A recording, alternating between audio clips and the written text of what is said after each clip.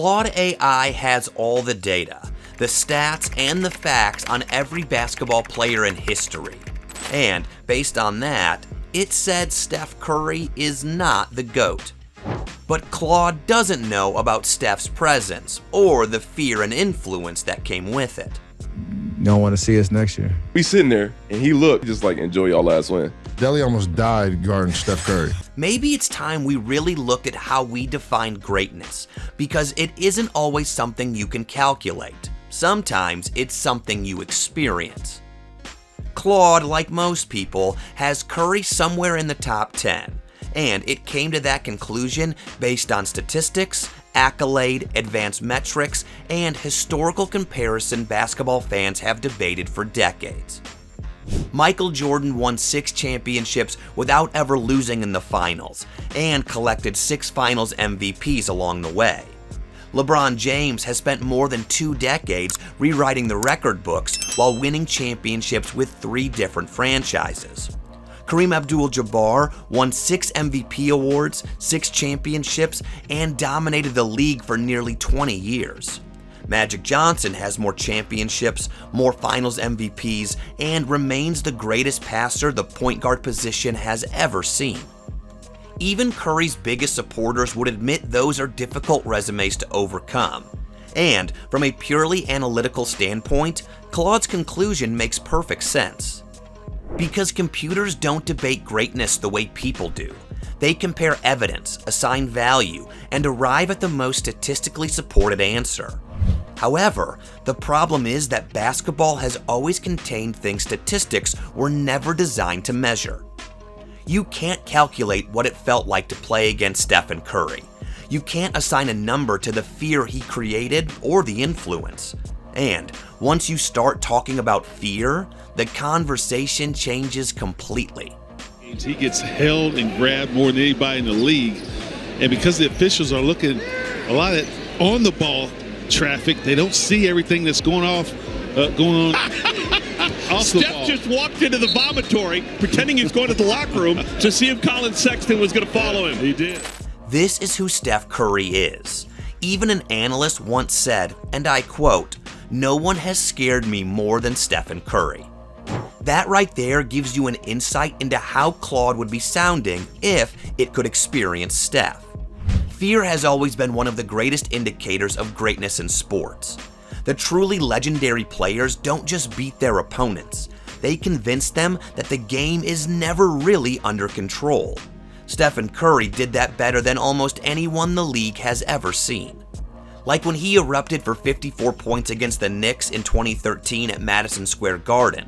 Years later, Iman Shumpert admitted that the game helped birth an animal. Not because Curry won, but because everyone watching realized basketball had just changed. A few years later, Curry had Mike Breen shouting, "Bang, bang!" But what made that shot unforgettable wasn't just the distance, it was the feeling. The feeling was really fear. I believe that the greatest fear factor that exists in the NBA is Steph Curry. Even LeBron James admits there really isn't a solution. How do you slow him down? Same way you slow me down. You can't. There's truly no solution, and soon the fear of Curry would give birth to an entire era. Today, the NBA is filled with three-point shooters. Even bigs who should be in the post can't help but want to shoot like Curry. This is what Claude doesn't understand. What it can do is measure shooting percentages, championships, and even efficiency. But it will never understand what it feels like when an entire arena holds its breath because one player has crossed half court. And if fear is something numbers can't capture, influence is even harder to quantify.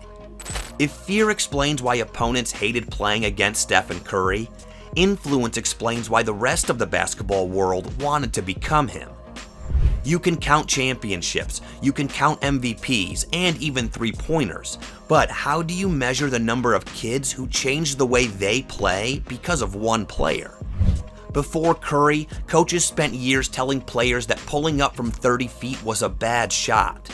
Young guards were taught to get to the rim or settle for an open mid-range jumper. Big men were expected to live in the paint. Deep threes were desperation shots, not offensive strategy. Then Steph Curry showed up, and suddenly the impossible became normal. And now former players are calling Curry an NBA event that's both a curse and a blessing. Steph was a gift and a curse to this game, because everyone, although Steph did it, everyone thinks they could do it. Right. You know what I mean? And he changed the complete, not even just the NBA, the way basketball is played, period now. Curry made basketball look so effortless that an entire generation believed they could do the same thing. The problem is they copied the shot without realizing how much work, movement, and precision existed behind it. What Curry changed wasn't just the NBA or even the WNBA. It's how basketball is played. Today, every team, male or female, prioritizes spacing. Every offense values shooting. Every player, regardless of position, is expected to stretch the floor.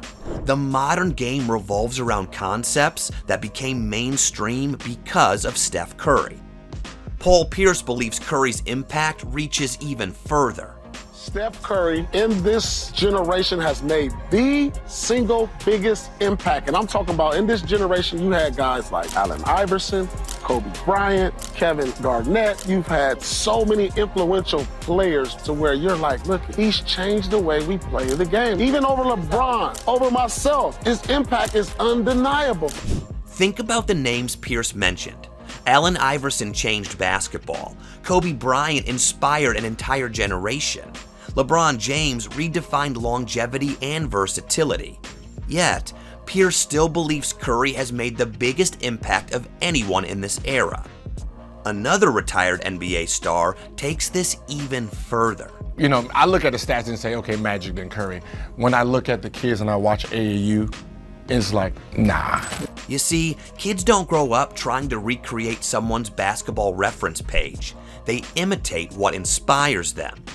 Go to any local gym, any high school practice, or any AAU tournament, and you'll see players launching deep threes, sprinting without the ball, and celebrating shots before they fall. They're not doing that because an advanced metric told them to. They're doing it because they watch Stephen Curry. Claude can calculate influence by looking at trends and statistics, but it will never be able to understand what it feels like to watch an entire generation fall in love with basketball because of one player. On some level, we all know that these things are more important than records and achievements. If not, the GOAT would be between Bill Russell or Wilt Chamberlain. And this is why Shaq keeps asking what exactly is the criteria. Think about the greatest athletes you've ever watched. When someone says Michael Jordan, you probably don't immediately think about 6 championships or 10 scoring titles. You remember the last shot against Utah. When someone says Kobe Bryant, your mind doesn't jump straight to the 33,643 career points. You think about the Mamba mentality. Those memories are what makes sports different from spreadsheets, and the same is true for Stephen Curry. But speaking of Michael Jordan and Kobe, which are two of the common names mentioned in the GOAT debate, and looking at the physicality in their eras, some people hold that against Curry. One such person is Charles Barkley. You think there's physicality in the NBA? They would think Steph Curry's a magician in your era. We would have beat the hell out of that little dude. Seriously, I love Steph Curry. You think Steph Curry could have took the beatings that Michael Jordan took?